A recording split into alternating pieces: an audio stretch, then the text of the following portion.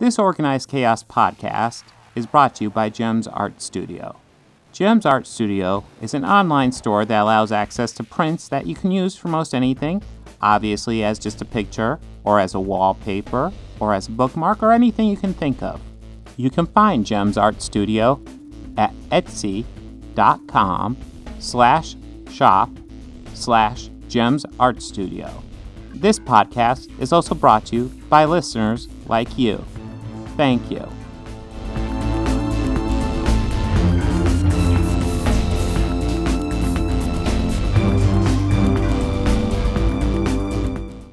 Hello, and welcome to another episode of Organized Chaos Podcast. I am Bobby Quarters, with always is Bob. Hey. How are you today, bud? I'm doing all right. How you doing? Oh, not so bad. We got a lot on the show today. Yeah, no technical we're gonna be issues, talking... which is awesome. No fumbles at the finish line at all. We're going to be talking about The Green Knight, and we also are going to be exploring some more great cinema trash within Tommy Wiseau's film from 2003, The Room. Ooh. And of course, we also have Bob's soapbox, and we're also going to talk a little bit about the Ghostbusters trailer. Ooh. So, without any further ado, I'm going to throw it over to Bob, and he's going to talk to you about The Green Knight. Yes. I had an interesting history with this movie, because I remember a long time ago, I believe it was a Christmas visit, we used to travel by car from Avon Lake to Florida. And I remember one time getting home, it was like the middle of the night, my parents passed out, and of course I stayed up late and watched old movies on TV, because that's what you do when you're a kid at that age, up that late. Yeah. And I had this vision of my head of like this type of story from this movie, except it was Sean Connery painted green as the Green Knight. I had this clear vision in my head. And of course I bring this up to my daughter after we come out of the movie theater, and she Googles it, and this is an absolute thing that totally existed. It looked, did I grab a picture of it? It looked so cheesy. Here we go. Yes, there's Sean Connery in his Green Knight armor, with belly exposed for some reason. He's not even in great shape in that photo, so, well, I mean, I guess he's not. Yeah, he's not in as great shape as he was in that red Speedo shot. Oh, fuck. Zardoz. Yes, yes, Zardoz. I don't have a preview of that available, but if you have a chance to ever Google it and you're listening to this, go ahead. You'll never forget that image. You'll never. That will get burned in your retinas. But yeah. Gosh, look at him. As for a remake of a Sean Connery movie from the 80s, yeah. This is a vast improvement. Here, I'll go ahead and bring up the Green Knight from this one. It's not just some Sean Connery painted in green, though, so, you know, there's that. Well, so you're saying that this is a remake of an 80s film that works. What?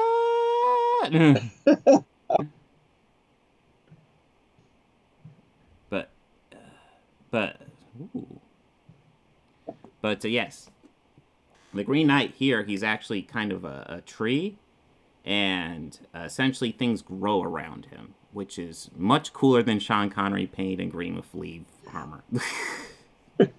I know, it's crazy, right? But yeah. How much do you know about this story? I'm gonna assume it's like Arthurian, probably deals with like, you know, Knights of the Round Table. It's one knight in particular, but yeah, I mean, Arthur's there. He has kind of a prominent role, especially at the beginning.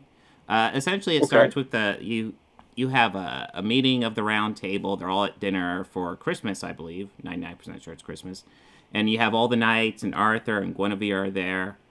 Merlin's there, and then the Green Knight walks in. He says, "I have a challenge for you guys. I challenge one of your bravest knights to one-on-one combat." And you know, essentially, if I survive this, whatever your knight does to me, next year, he has to come visit me, and I'll do the same to him. You know, and that's just kind of the challenge. Okay. So, Gawain, who's just a young guy, played by Dev Patel. I'm sure I'm slaughtering it. It looks like Dev Patel. But he takes up this challenge, and as soon as he enters, Arthur hands him a sword. The name of Arthur and Merlin and Guinevere, they're never said. They're just king and queen here, but it's an Arthurian story, so I was kind of just filling in names. It's obvious. But yeah, Arthur hands him a sword, and of course I'm going to assume that's Excalibur, not established. So Gawain enters the battle against the Green Knight. The Green Knight almost instantly puts down his axe, kneels, and exposes his neck to Gawain. And of course, being the person I am, my thought is, okay, just go up there, tap him on the shoulder, say I win, yay. But of course, it's a moral tale. So Gawain goes, okay, takes his sword, cuts off the Green Knight's head. And then the Green Knight stands up, picks up his head, says, see you next year, and walks out. Does he ask him if it's does he say it's just a flesh wound? That'd be great. Yes, I actually, if you want to see the old 80s version of that scene, I got it right here. Oh, yes, please.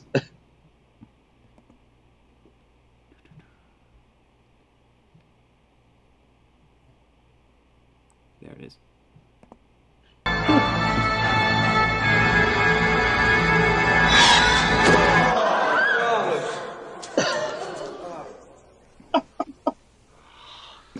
It looks so good.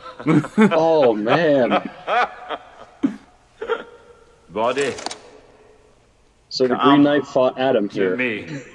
Yes, that is, it looks so bad. Believe it or not, in the new movie, it looks so much better. In fact, I would argue the visuals are by far the greatest strength of this new version. It is beautiful to look at. It's not green. It's not. I guess it's not as beautiful as Sean Connery in green makeup, exposing his little pudgy, not fat, but a little pudgy midsection. Not quite as beautiful as that, but it's up there. But yes, at the end of the day, it's a morality tale, and it's kind of great. I would argue, end of the second act does get to drag a little bit, but at the end of the day, the visuals of this are so goddamn gorgeous. It's absolutely worth watching. I kind of love this movie. I'd probably say it's the first great movie of this year that I've seen. Granted, I've only been seeing movies for about a month now. Oh, what was it? August? Yeah, that sounds about right. See about 5 movies by August. Yeah, that's normal, right? Yeah. But yes, this is a great movie. Absolutely worth checking out.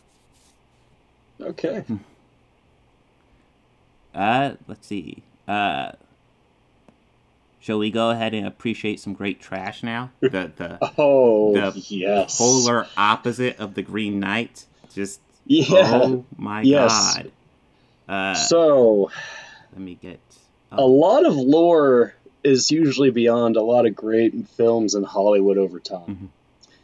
Mm-hmm. There's mystery and intrigue and great selection. This one started off at the tale of two friends who met at an acting class and couldn't catch a break as actors, so they decided they could do it themselves. Sure. One of them wrote a stage play, and it started off as a stage play, which the name called The Room because all of the events would take place within one room. Sure, obviously, with production, things change. That always doesn't happen. But it started off, and then he gave it a page treatment, which I believe was about 500 pages into a screenplay. That's right, there was something like that. Yeah, it was something crazy that he had written over the summer. This man, of course, is Tommy Wiseau. Ooh. The man of intrigue and interest and so much question, it's hard to even crack where to begin. Some say he is the illegitimate son of D.B. Cooper. Sure. Well, he raised the money somehow. He claimed from selling jeans in a clothes wholesale store in Los Angeles. We can get to a little something semi-related later. Yeah, okay, yeah, we'll put a pin in that. But yes, this movie, it's a tale of lies, truth, deception, romance, intrigue. A story about life, pretty much. It's a common melodrama. It's a tale of a guy named Johnny. Not Tommy, but Johnny. Johnny, who is a very successful banker, and his fiancée, Lisa. Now, they live a very happy life, and they seem to be very in love, but Lisa is unfaithful to Johnny, and she cheats on him with Johnny's best friend, Mark. So that sets the stage. It's just like real life. You know, do you understand life? This movie, along with its many quotable scenes and very memorable moments, there's just so much to... I don't even know where to begin to describe this film. Oh God, it's kind of... It's been dubbed as the Citizen Kane of bad movies. There's like a lot of things, a lot of subplots that get abandoned, like Lisa's mother's cancer, Mike's underwear, Denny's drug debt. Yeah. A lot of stuff, but the main plot is about the bizarre love triangle that's going on. I believe it might be the only plot that's actually followed through with to any degree. There is one, and it was briefly introduced and then resolved immediately. So I don't know if we can qualify that as a subplot. Ooh, what are you talking about? The flower shop scene. Oh, okay, sure. Oh, hi, Johnny. I didn't know it was you. Who else in San Francisco looks like that? Oh my Who God. else could it be? I mean, Brad Pitt and Tom Cruise aren't living in San Francisco anymore. Last I know, they were leaving in their Corvette away from San Francisco. Yeah. But yes, this movie, I am a big fan of this. This movie was introduced to me by one of my best friends. I have seen it so many times, I just had to own my own. Yes. Oh, does yours have a commentary on it? That's a good question. Behind the scenes interview, trailers, it doesn't say. Does yours? Yep, nope. I have a still photo gallery, behind the scenes, interview with Tommy, deleted scenes, scene selection, and trailers. Oh, so no commentary on yours either? Or... No, shit. That's too bad. God. It tells me he probably didn't record one. God, I would love that, though. God, it would be so great. Now, the actor who played Johnny, Tommy Wiseau, his best friend in the movie, the guy who played Mark, who his character is cheating on, and gosh, I feel like we need to have cliff notes for this. Oh my God. But he wrote a book about it. Yes. Very good book. Which was also made into a movie starring the Franco brothers, with Dave playing Greg Sestero and James chewing scenery the entire time. Oh, yeah. But that could also be said the same for Tommy in the movie. Oh, my God. Well, here, I put together a little clip for the movie here as well. So give me just a second. I'll cue that up. Should go faster this time. I really hope it's the beta breaker scene. It's a selection. And...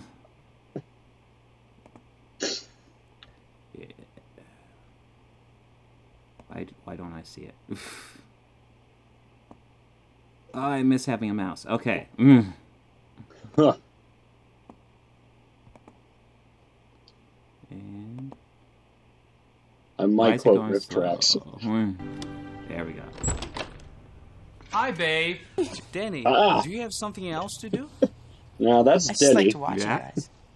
He likes He to likes watch. to watch. Oh, that's hot. This right is what there. he likes to watch. That belly belly button button. Oh God. By the way, that's 10 hours of the movie right there. Oh, Can I here have it a is. dozen Yes, red yeah, the roses, flower please? shop scene. Oh, hi, Johnny. I didn't know it was you. Hi, Johnny. Here you go. Who I didn't know it else? was you. Who else? How much is it? It'll be Here $18. you go. Keep the change. Hi, doggy. You're my favorite customer. Thanks a lot. Hi, doggy. Bye. Why would you say you're my favorite customer while you have other Tired, guests in I'm the store? wasted. Yeah. I love you, darling. I Oh got the yes, results this is of the the that was test the back. Scotch guest I scene. definitely have breast cancer. Look, don't worry It's about it. fine. Everything No will one be cares. fine. Tell me everything. You have no idea what kind of trouble you're in here, do you? I owe him some money.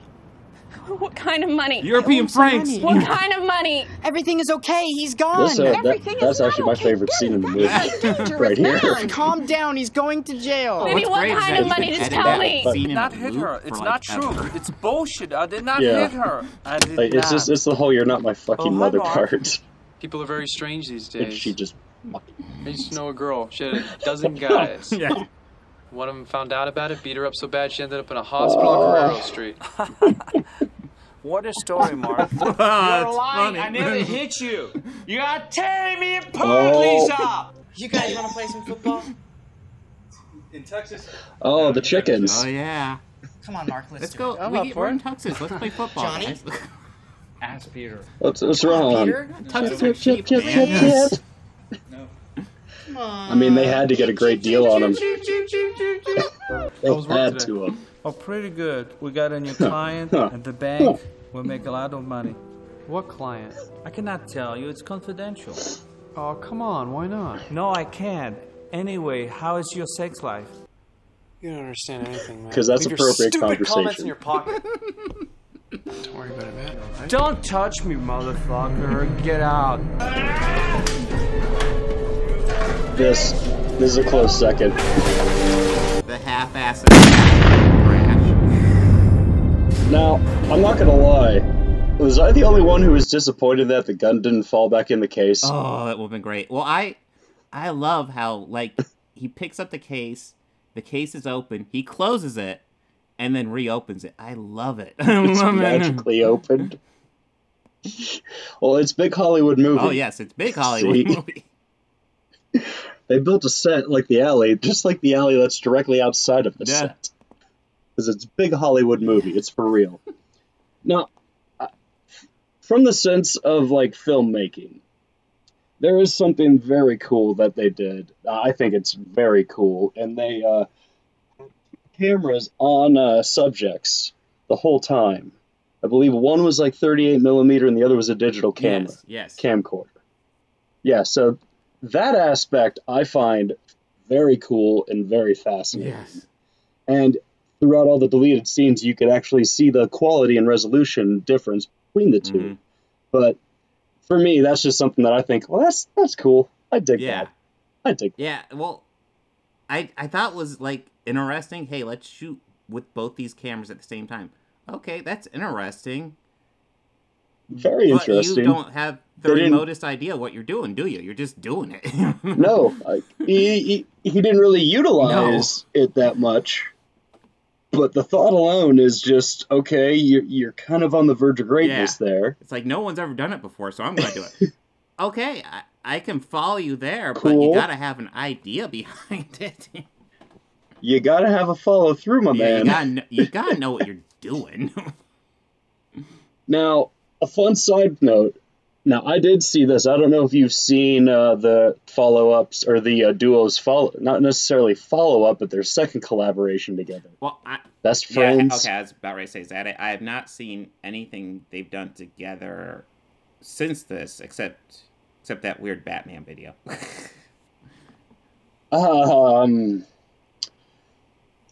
He made a good Joker. Nah.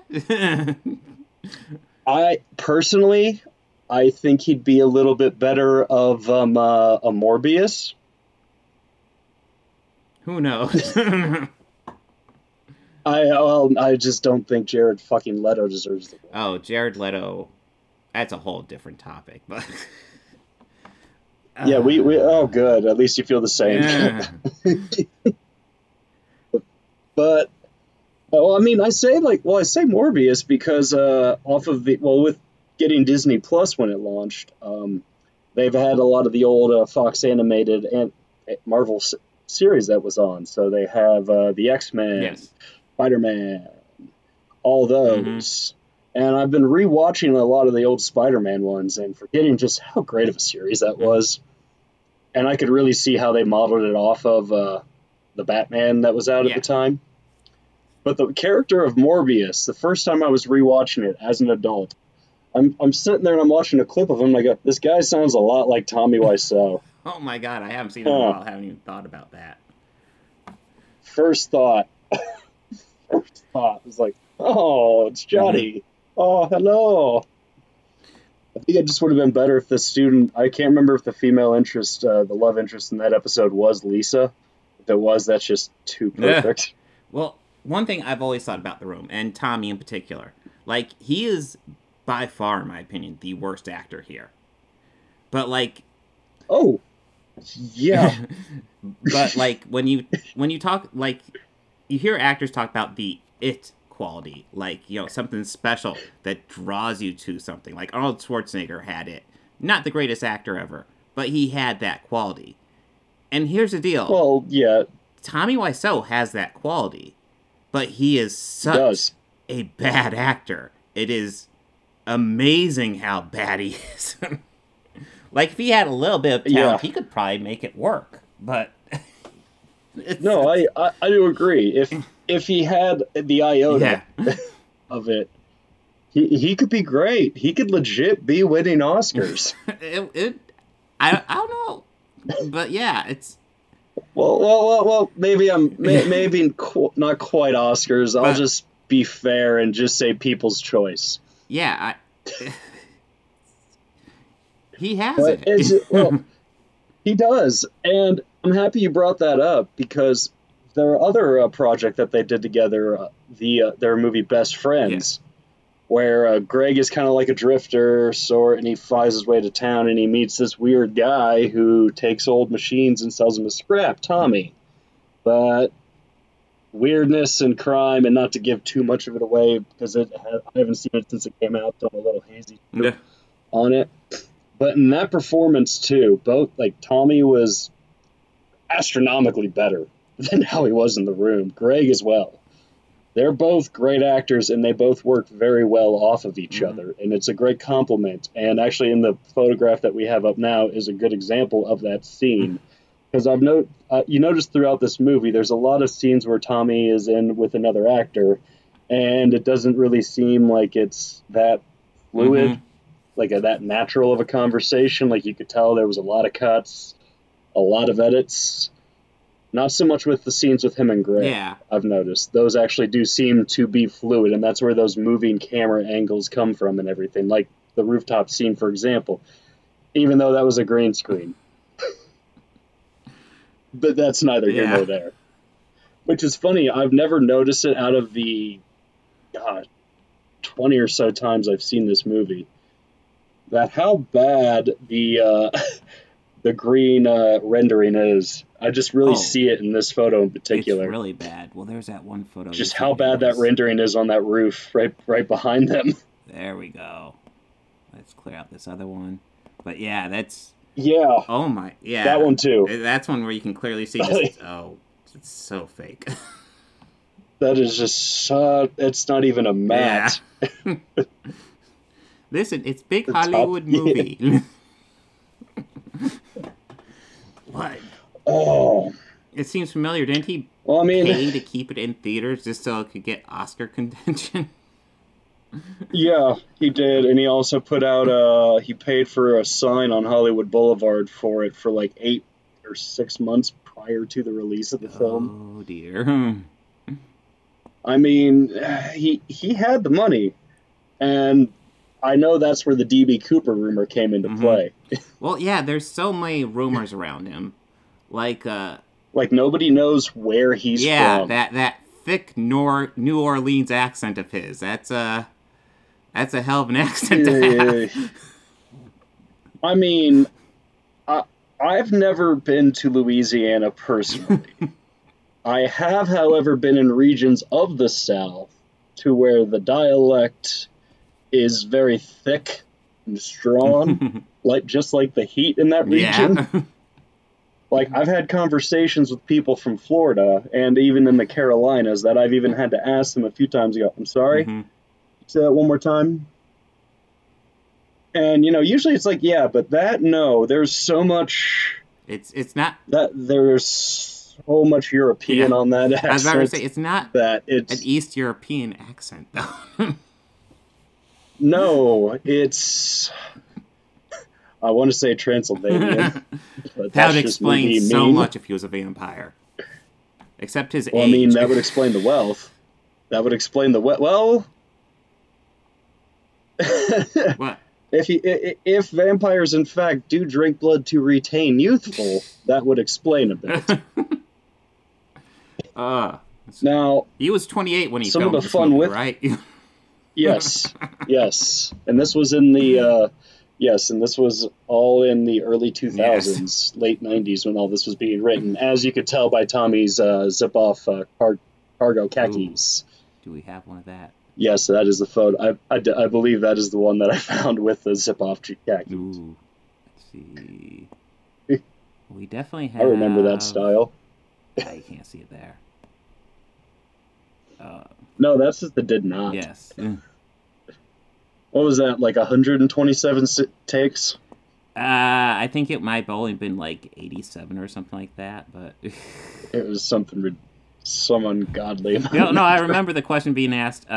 He did write this, right? He didn't... Yeah, he did write this. Yep, the scotch kiss scene. Yeah. That's the scene where his wife Lisa gets him drunk with vodka and scotch. It's scotch cut. Oh, I'm not finding the photo, but one thing that's always interesting is whenever you see Tommy, he almost always wears at least 2 belts, and the closest thing we have an explanation about that is that it makes his butt look good. Okay. I don't understand that at all. Well, I know Tommy had another venture into production of a sense of his own series, and it was a very short-lived series on Hulu. It had, I want to say, 1 season. It was called Neighbors. And I don't know how he did it, but somehow Tommy Wiseau was able to find actors that are at least below his caliber or subpar his caliber. Or caliber, sorry. Yeah, it's... I struggled with 5 episodes. Struggled. And I'm talking maybe 3 days worth to get through 1. Ugh. Well, it was rough. You can see in the room, it was really rough. Nobody's a particularly great actor in the room, except for Chris R. Except Claudette. Chris R, I thought, was Lisa's the mother. Standout. Oh, I mean, I think Lisa's mom buried the lead with the cancer Well, thing. you're not wrong there, but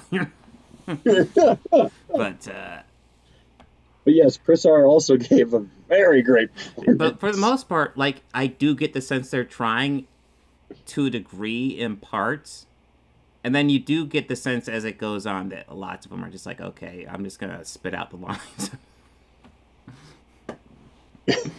Like Peter too, or Steven. Yeah, Peter too. He does this really great thing when he's given his lines where he'll let me make sure I'm fully in frame for mid up. Yeah, it's like, I agree. What? Well, I understand it's like an acting thing, but well, if you've never seen The Room, you essentially have this character Peter, who's really in a third of it. He's not in the beginning, but then in Act 2, he's fairly prominent. And then, in Act 3, you have Steven, who is essentially the same character, but they didn't have the same actor, so he has a different name, but that's it, and he's there, and he's just doing what Peter would do, and it's... so bad. Never really addressed. It's... I don't even understand the logic behind it. It's like, dude, get the shots you need with the actor when you have him. That's how you do movies. Well, I believe it was something like a payment dispute. Okay, I just remember it being a thing where, like, it was running over, and he had to do a separate movie. Or he had to do a separate role, and let's face it, I don't think anybody's heart was really in this one at this point. And maybe Tommy's. Yeah, and yeah, for me, like, if I was in Tommy's shoes, which, God, that'd be interesting. But if I was in his shoes, like, it'd be like, okay, what scenes do we need from you? We're gonna get those shots tomorrow, and then we'll worry about the rest. You know, that way we have consistency through the movie with the characters. But obviously, Tommy didn't give a shit about that, so we just have Steven out of nowhere. Yeah. Well, oh god, there's just this movie is just it's one of those things that the more you watch it, it's the more you get out of it, and the more you'll appreciate you could say that. Now, There is. yeah. Now, I mean, this has such a weird fandom and following behind it that at screenings, much like Rocky Horror, there's audience participation. Oh yeah. People will throw plastic spoons at the screen because in a few shots in particular, you'll see in their apartment that they have a framed picture of a spoon for because it's beautiful. What are you talking about? Well, it's That's art. my favorite spoon. Let's frame it. It's art. Oh. There's a Mystery Science Theater watch group I'm a member of, and for a few weeks ago, or actually a couple of months ago, we had watched The Room. And since then, I actually noticed that the last time I was able to join for them, my profile picture is still a spoon. Nice. For that watch group. So, yes. So something I definitely want to discuss is the copy I got of The Room. I don't know if yours came with this, but I got this like fashion shot of Tommy. I should have scanned this. But here, we'll get it on the video. Oh, like, he looks shirtless and everything. It is so weird. It is. I've seen that. Yeah, I have seen that photo. Both of his eyes are wide open. And then the back, in order to get some Tommy Wiseau brand underwear. Who doesn't want Tommy Wiseau brand underwear? Mine did come with that. However, I don't have it with my copy. But it does have a synopsis of it within the jacket of the DVD. But it's also worth noting, when I was buying this, I had to get like 2 days shipping, so I had to get it fairly quickly. I had multiple buying options. I can get this on Amazon, which unfortunately I did. I hate getting stuff off Amazon because Jeff Bezos is evil, but it is entirely too convenient. It's frustrating. Yeah. Separate topic. Anyways, the other options were to buy it off Tommy's website. $28 to get just this. Or for $20, like $8 cheaper, I can get this and a pair of Tommy's underwear. Just like, okay. Now, I know for a short while they had a package deal where you can get like the Blu-ray, the underwear, and a Tommy bobblehead. Oh, I might have gone for the bobblehead. The bobbleheads were a limited run. It was him in a tux in the shades, holding a football. Oh, of course. And I think the other one was of him with like the leather vest, the dress shirt, the jeans, and him just the current Tommy. Yeah, the football thing is something they go back to a lot throughout the movie. Now, I didn't read the book. I listened to the book at work because it's super convenient for me to do that. I'm not technically supposed to, but fuck it, they don't know what I'm doing. But so I listened to it, and like it talks about how like he and Greg Sestero, who wrote The Disaster Artist, they would go out and play football, and like just randomly in the movie, he would just incorporate these elements into it. It's like, okay, but it's weird. Yeah.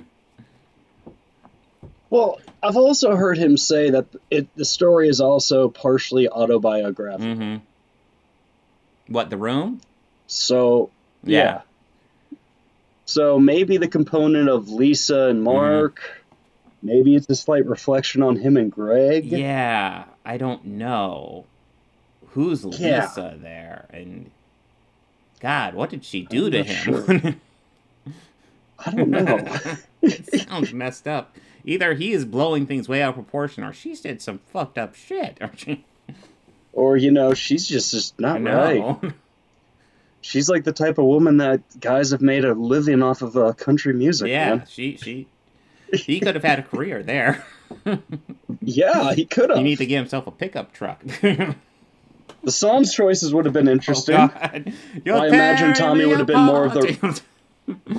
I mean, I don't think he really would have been more of like, the truck and, denim. I think he would have been full rhinestone. He would full rhinestone. But yes, The Room, if you have not seen it, strongly recommend you see this one. It is the classic bad movie, I want to say at this point. I can't... It really is. Like, before this, there were maybe, like, Roadhouse and Plan 9, but it's really... When this one really hit the internet scene, this really became, like, the bad movie. And something that's interesting is how, like, it's when I look at, like, classic bad movies, this is the only one I can think of that's a drama. Because usually dramas are just fucking boring when they're bad. Yeah, typically these bad movies are like horror. Yeah, horror, or science fiction. Action. Or, action. Yeah, Roadhouse. Oh my god.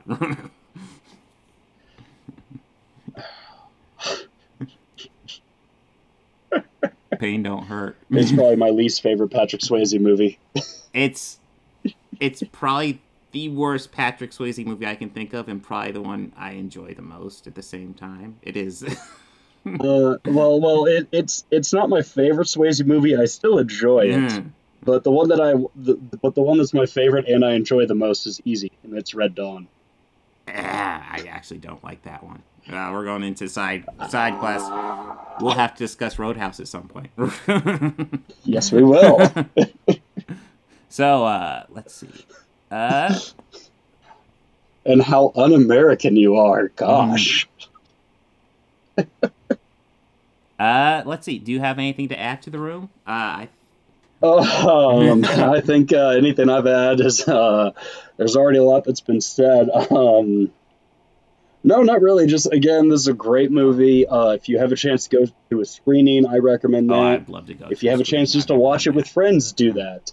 If you have a chance to expose somebody who has never heard of it but loves bad movies, definitely do that. Well, that's the best part. One thing I always want to stress, if you've never dove into bad movies, make it a drink, or not even make it a drinking, get a whole bunch of friends together, maybe come up with a drinking game.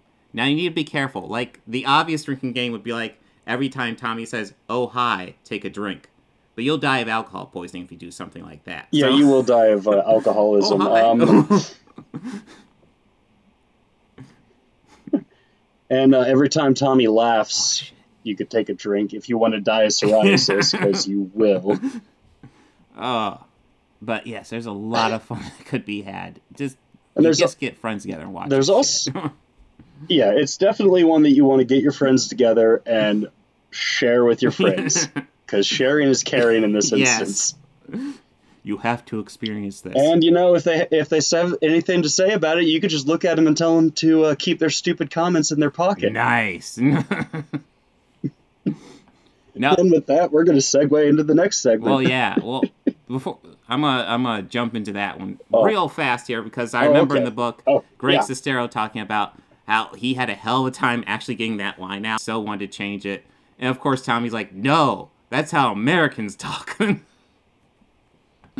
It's like, it's my favorite quote of the whole movie. Leave your stupid comments in your pocket. Leave your stupid comments in your pocket. Because that's a thing real Americans say. I mean, I say it. Well, now I do. Yeah, now I do. So, yes. But I do have a soapbox this episode as well. So, one thing I wanted to go back to was COVID, because last week I talked about COVID. So, let's go ahead and maintain that theme going on.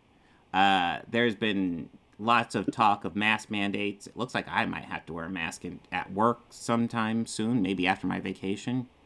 Not looking forward to it at all. Really? Yes. But, okay, computer's doing weird stuff now.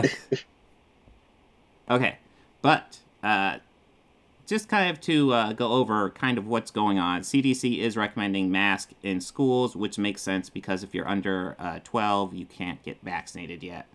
I get that. And then the issue now is also the Delta variant.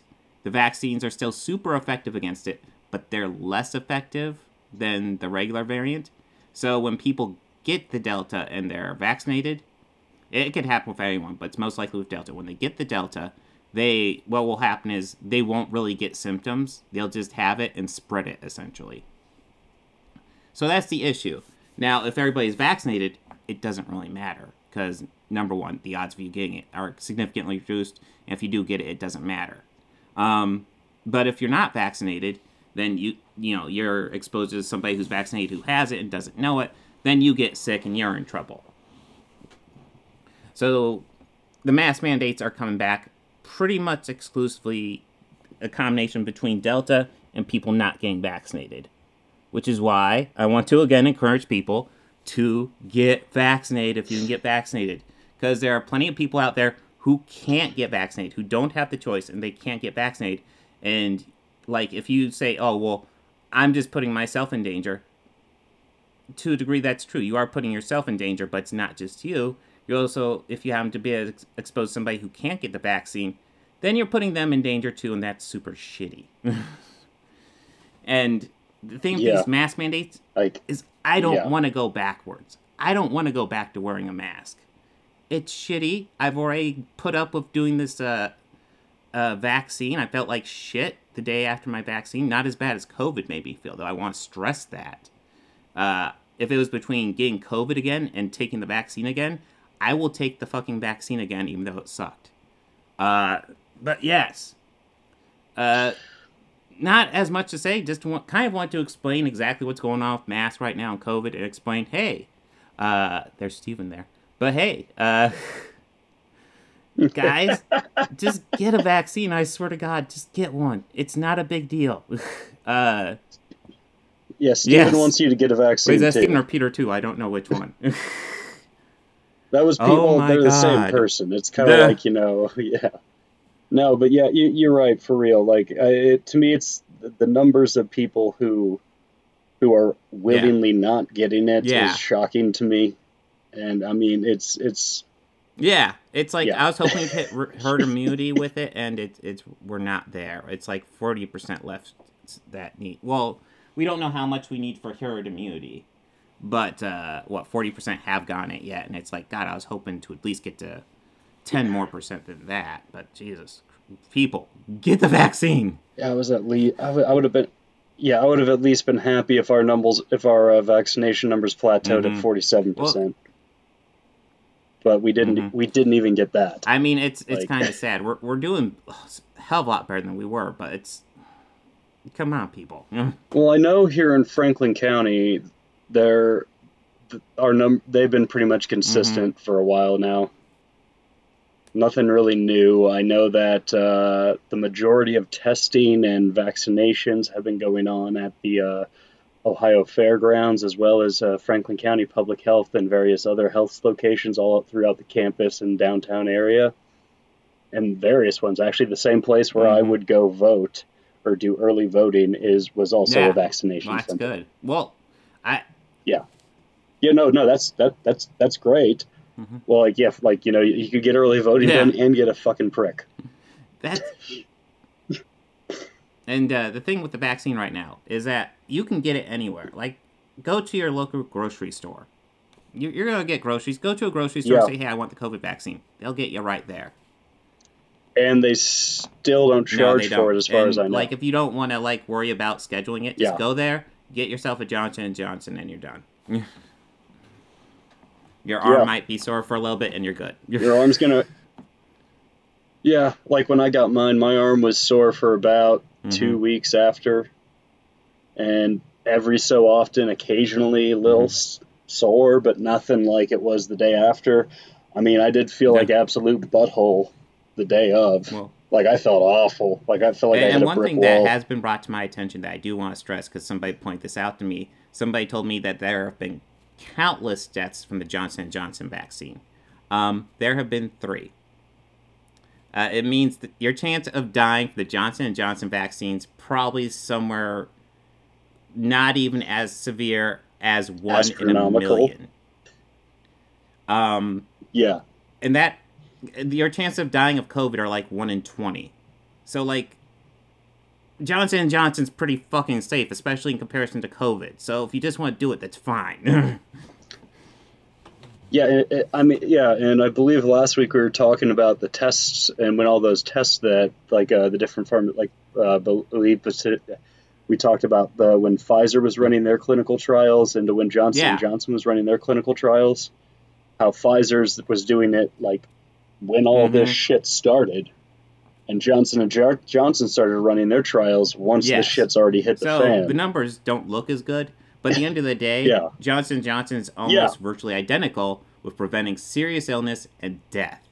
And those are the big ones you want to do. You want to be like, hey, if COVID comes around and it hits me, I'm not really affected by it. That's the state you want to be in. Yeah. And I mean, and besides, Johnson & Johnson is like they've been in the business of healthcare, gosh, how long? I have longer than my life, that's for sure. Of course, most of these companies are like that. Yeah, longer than my life. Well, not Pfizer. I'm pretty sure not Pfizer. I mean, I first knew their name when they created a pill that made you harder than Chinese algebra, so... Well, let's look into the history. Holy crap! All right, but that's all I wanted to stress from my soapbox. Just for the love of God, if you're listening to this and you don't have vaccine, just fucking get one. Go to the grocery store today and just get one. It's just stop by for 15 minutes. All you gotta do. I'm not asking for much, I swear. Yeah. That's it. I'm tired. Yeah. I know you're tired of wearing a mask. I don't want to have to go back to inside of an 80-degree kitchen wearing a mask every single fucking day. When I'm working in a cooler wearing a mask, but you know what? Oh, yeah. Pretty much anywhere else, no. Yeah, like standing over a stove or a deep fryer, a boiler, moving fast and putting trucks away. Anything where you're physically active. No. Yeah. Yeah. And I mean, some people will say that I mean, one of the more absurd arguments I've heard of wearing masks or the harm that come from wearing a mask is the risk of CO2 poisoning. And I know I brought this up last week. It's the dumbest thing ever, but which is, if you knew the source, you would be shocked. Well, without pointing direct fingers, but the source came from a firefighter. Oh shit! Not in the county you live in, or I live in, so I guess rest assured here's the deal. The masks are so airtight, they're going to keep CO2 in. But they're also porous enough that COVID can get in anyway. It does both these things amazingly well, apparently. It's like the perfect size. Every single mask, even though they're all made differently, they all do this, apparently. I didn't know. Well, I mean, except for the ones that are like the copper fit. They just turn you into Darth Vader. I'm just going to go for a completely airtight mask. I think it'll be great. But yeah. I'm going to buy saran wrap.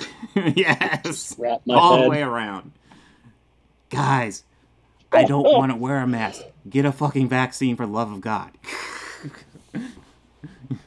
Yeah, and if you're going to complain about it, then, you're weaker than a furry. Again, we're saying stuff we said last week. But God damn it, do it. God damn it. It's not getting better. Do it.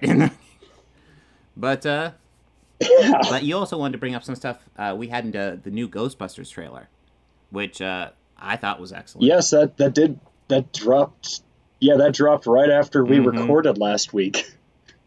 So, yes, this movie, I've been very excited about this. I am a very big Ghostbusters fan.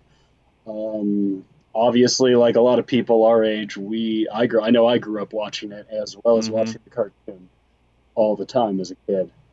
And it's not that I want to say that 2016 Ghostbusters was bad. I just feel that it didn't go for what it was promised. And I don't feel that it wasn't funny because of the cast or anything like that. All those actresses are hilarious in their own right. I just think a bad movie is a bad movie. You want to hear my hot take? I prefer Ghostbusters 2016 to Ghostbusters 2. I mean, fair. I'm not. I've seen that video, and 2016 has not aged well at all, and it's not like it was great to begin with. It was like I enjoyed it the first time I watched it, mostly for Chris Hemsworth, who was kind of funny.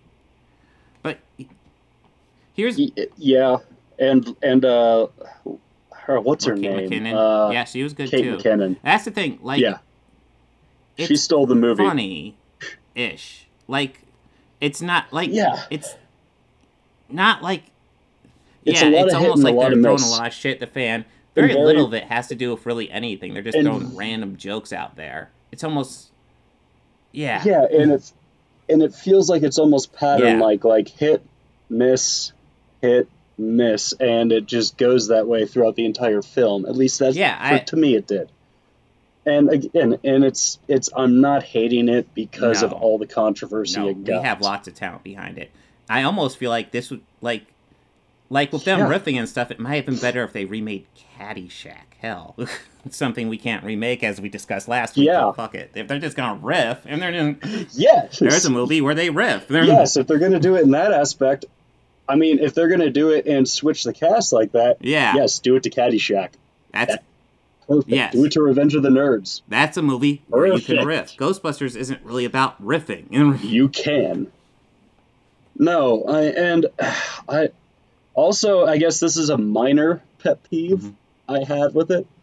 If you're going to get access to the original cast members, cast them in the roles. I don't know why they didn't do canon thing. I don't know. So that was just it was just a missed decision and a missed mark. I mean, you already had Ernie Hudson delivering the damn... Well, one thing I definitely want to bring up is, it pissed me off when I saw it too. They got Bill Murray in there for, like, not a huge role, but it was kind of substantial. He's definitely had a few scenes, and he was a noteworthy character. And then they fucking kill him. And it's so disrespectful. They had Dan Aykroyd in there saying, "I ain't afraid of no ghosts." It was... I was already mad that they killed Bill Murray off. That just pissed me off beyond belief. And then Sigourney Weaver as the mayor, and I'm just like, oh, come the fuck on. Let's get the whole cast together, but not actually, like, do what we could with them. I mean, my God. Oh, did you see the blink and you miss it Annie Potts cameo? Yeah, fuck you, movie. That was in it. Although, I think I might have seen more of Annie Potts in this last Ghostbusters trailer than in that movie, so... Yes. And that made me very happy. This movie seems to be doing what you should be doing. If you can't get the whole original cast back, do something like this. Yeah. I've heard rumor that they are going to have a CGI Harold Ramis appear as a Spectre. We'll have to see how they pull that off. You could do that. Work. Everything can be done, obviously, but you could. I mean, it looks good, so I'm definitely giving this one a chance. Yeah, everything about it looks, so far from what they revealed from the trailers, it is Egon's kids, which is or his grandchildren, which that it's keeping it within that same family or canon. Some weird stuff just happens to happen, so now it makes sense why Egon would have bought a farmhouse out there to keep an eye on stuff. Now, in this last trailer, they did do a reveal at the end of it that Dan Aykroyd is going to be returning as Ray. That was what the rumor was. I didn't know confidently that was him, but that was implied. I will definitely say that. Well, at the end of the trailer, it showed like a phone ringing and like a close, like tight shot on the phone and a hand answering it, and you hear a very familiar face going, "Hello." I need to rewatch it. But I remember getting the impression it was him. And it's like, no, we're closed. 100% sure, but yeah. I mean, I'm being not 100% sure, even though yes, it's him. I'm hedging my bets unnecessarily. And I mean, I have heard several confirmations about Bill Murray appearing on the set or being seen on the set and in a jumpsuit. So. It wouldn't be. I wouldn't put it past Bill to show up in a jumpsuit to the set. Yeah, just like he's here. Fuck it, let's film him real fast. He didn't even know he was in the movie. He just walked on set, and they were just like, "Oh, turn the camera." Are you guys making a movie? Are you guys making a movie? Ed Wood style, baby. That is. But yes, this one does look good. That's fair that 2 wasn't good. I remember as a kid, I somehow enjoyed 2 more as a kid, but as I'm an adult, I kind of like 1 more. Because I remember 1 scared me more as a kid. Like, the first opening scene in the library of the ghost librarian. That scared the bejesus out of me as a kid. Watching 2, there's actually good ideas in 2. And then there's really dumb stuff. Like, I like the idea of, like, all the negative energy in the city kind of becoming this pool of shit. Yeah. That's cool. But then we're going to spray this shit on the Statue of Liberty and make her walk. Ugh. That's a bit fucking cringe, guys. That's a little ham and fist. Or I guess hand and lantern. And then, they actually changed Annie Potts' look in the second one. And they did that solely they kind of so did it would a little match with the cartoon better, which is really bad reasoning in my opinion. Just do your own thing. Jesus. Do your Well, it's not the first time a popular media form had ever done that to match a animated property to match with a real life property. Good example: Teenage Mutant Ninja Turtles to Teenage Mutant Ninja Turtles 2: Secret of the Ooze. They made the whole look of the film brighter from 1 to 2 and made their bandanas a little bit more predominant to make them look a little bit more like the cartoons. Now, if you could take a side-by-side shot of the 4 of them from both, you see that, like, in 1, their bandanas are a little bit darker in color, like, a little bit not as, like, bright and poppy. But then again, the whole pizza thing, too, was introduced to sell toys and cartoons. Yes. Did you know that? Yeah, that was made just for kids so that they could sell toys. The real Teenage Mutant Ninja Turtles killed people and threw them off buildings. I actually have one of the original graphic novels, which I love. It's essentially, it's Christmas time. All the turtles in April are getting ready for Christmas, except for Leonardo, who's out practicing. He gets attacked by the Foot Clan and gets almost beaten to death.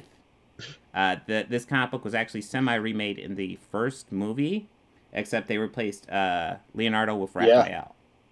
And so it's Raphael that's beaten up. It's quite as dark in the movie, but God, I kind of love that first Ninja Turtles movie. It was, in a lot of ways, all the best of all the aspects of the previous Turtle entries. It's like, here's the darkness of the comic book, but we're going to throw in the personalities and some of the fun of the cartoon. It was perfect. But we're definitely giving you that gothic, dark look of the comics. Now, I kind of would still love to see them being told within the Marvel Universe, since they were originally to be in the Daredevil world. Well, there are rumors. The Netflix series, they're going to try to work them into multiverse. I think I heard something about Charlie Cox. This is not sustained, but like Charlie Cox, Kristen Ritter, and Vincent D'Onofrio in talks to reprise it in proper MCU stuff. I've heard that Vince is a confirmed. Okay. Daredevil is confirmed. John Bernthal's the other one. So is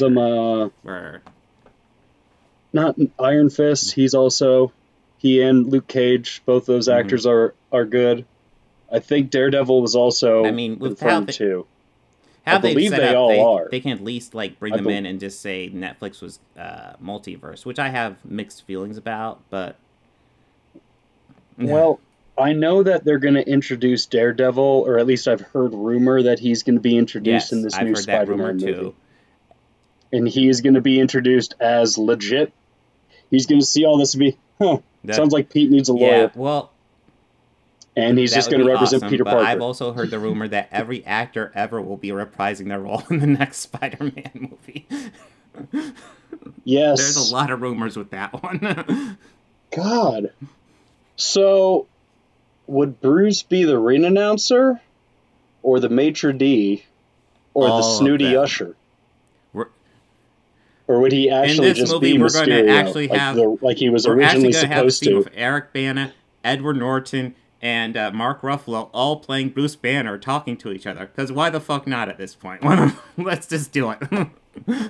I mean, at this point, we could just have CGI Professor Hawk standing next to Lou Ferrigno. Yes. Let's get Bill Bixby in there. Oh. Fuck yeah. I have a funny story about Lou Ferrigno. Yes. Years ago, a friend of mine, we went to a Comic-Con here in Columbus, and Lou was one of the people at the booth where we could go up, pay to get an autograph or a photograph or whatever. He had like a super long line, and as we're getting up there, we're kind of noticing that he has a cart. It's like, wow, we can't even stand up there and talk to him. He's going to charge us $20 just to talk to him. Jeez. And, like, he had prices for everything. Like, literally, like, we kind of got rushed out of the way, and we went over to the next booth, which was Michael Berryman. Michael Berryman, he's a character actor, plays kind of bit parts here and there. Most famously, he is on the movie poster of the original Hills Have Eyes. He is that mutant that is on that original. Very kind guy. My buddy and I, we stood there and talked to him for a long time. I was wearing a Bob Dylan t-shirt because I had just seen Dylan when he came to town. And he had told me a fun story about how he used to work security for Bob. And like, I was like, I was staying outside of his room, and George Harrison and Tom Petty came in with their guitars, and they started playing music together in what would later be the Woolberries album. And it's like, that's a cool story. So it was just more of that guy was cool enough to sit and talk to us and tell us like, Lou's kind of a he likes to get as much money out of these as he can. So if you see Lou at a con, bring your wallet. Well, I think with that, it's time to wrap up. Anything you want to add at the last minute here? Oh, yes. Bobby, look up Bobby Quarters on Facebook. Yes. And on YouTube. Yes. Yes, YouTube channel is going to be having some more true crime videos uploaded later. The whole library of the true crime is already up on the Facebook page. I am slowly writing a new season 2 with this. Writing true crime can be a little rough and grisly at times. All right. So I kind of need some mental breaks from it. And then, of course, if you're on this, you probably know me, Organized Chaos. Everybody have a good one.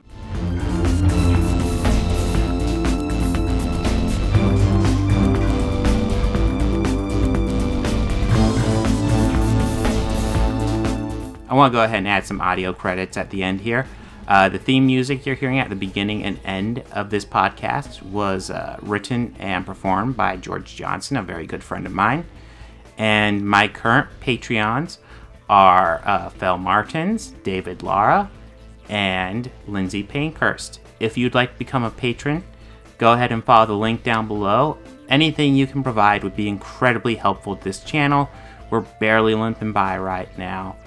I'd love to make this my full-time job. I'm miles away from that right now, so any help you could provide, just $1 a month would be amazing. You know you want to. All your friends are doing it.